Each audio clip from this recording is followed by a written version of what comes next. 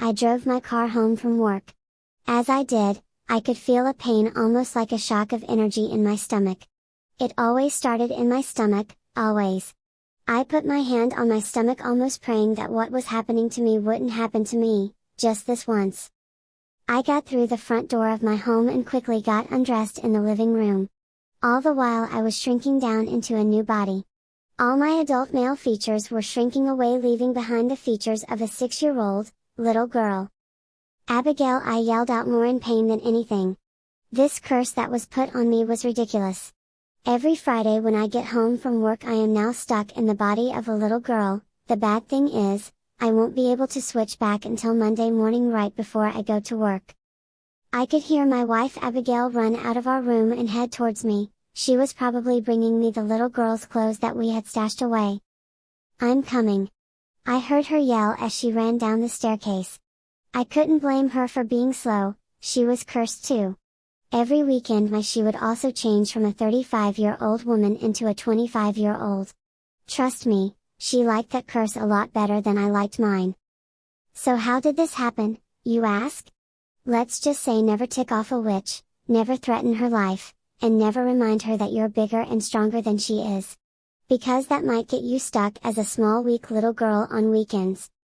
I can't believe it's been over 6 years now since I received this curse. The witch had cursed me to become this girl, and then cursed Abigail to become my mother. But that wasn't the worst part. The worst part was that after the transformation is complete, my mind becomes that of a little girl. Of course, I still have the memories of being a guy, but when I am a little girl, I also have no choice but to behave as one. At least this wasn't as bad as when the curse first happened. At first, I was trapped as a newborn baby on the weekends, unable to move, unable to speak, just cry. I was utterly dependent on Abigail's care. But over the years, I had learned to crawl, walk, talk, and eventually behave like a young child again. It seems I am destined to grow up again in this unique way, which was quite different from the typical human experience. As the years went on, I often wondered what it will be like having to be a teenager on this course. Abigail had to take on her role as my mother, not by choice but by the cruel twist of fate, as she was cursed to become a nurturing, motherly figure during these weekends.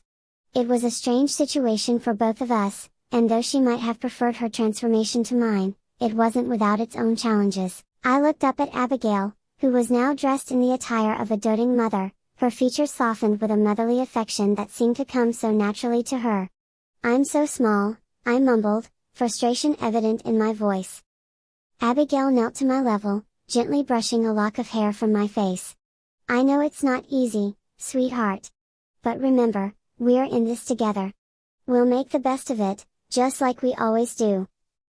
She helped me out of what was left of my male clothes and then rolled up a pink dress for me. I put my hands up and she put the dress on me. The girl side of my brain was obsessed with pink, like she couldn't get enough of pink. I guess that was also part of the witch's curse. My new girl body and mind had to be extremely girly. As Abigail continued to prepare dinner in the kitchen, I sat at the table in my pink dress, my mind still adjusting to the peculiar nature of our situation. It always took me a few hours to get over the disorientation of having a new mind. I stared at my plate, which held a serving of chicken nuggets and macaroni and cheese, the only foods my transformed taste buds seemed to desire.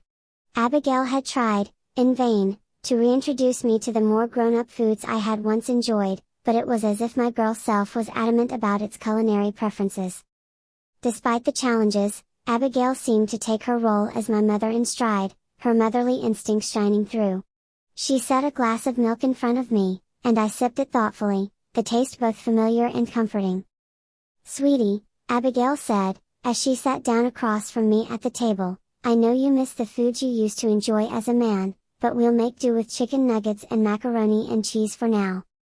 I nodded, understanding that my little girl self had its own set of preferences, whether I liked it or not. We continued to eat in silence, the room filled with a sense of acceptance and love that had grown stronger since the curse had befallen us. Sorry mommy," I said looking up at her. "I try harder next time." "I know you will. Sweetie," Abigail said. Her patience with me in this form was incredible. After dinner, Abigail suggested that we have a tea party, something she had come up with to help us make the most of our peculiar weekends. She set up a miniature tea set on the living room floor, complete with tiny cups, saucers, and a selection of imaginary treats.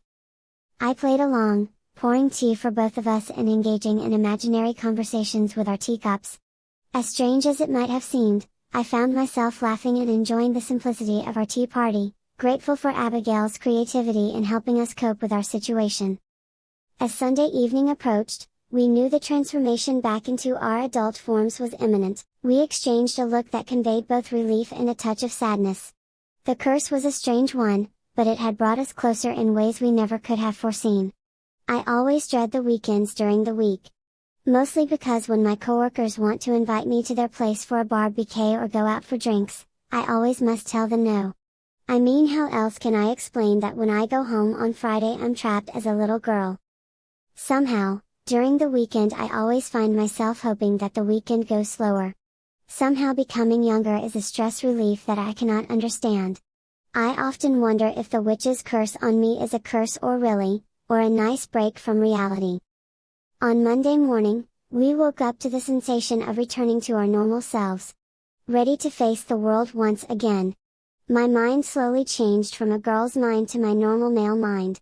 No longer was I obsessed with pink, wearing dresses, or anything remotely girly.